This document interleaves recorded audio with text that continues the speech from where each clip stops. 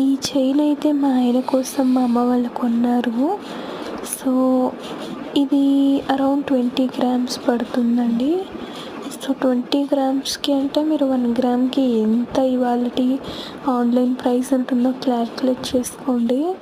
So ఈ chain అయితే చాలా బాగా నచ్చింది మా హస్బెండ్కి. అండ్ మా అత్తయ్య గారు అయితే సెలెక్ట్ చేశారు. చాలా బాగుందండి. 20 గ్రామ్స్ అయినా చైన్ చూడండి, ఆ డిజైన్ ఫినిషింగ్ చాలా బాగా వచ్చింది.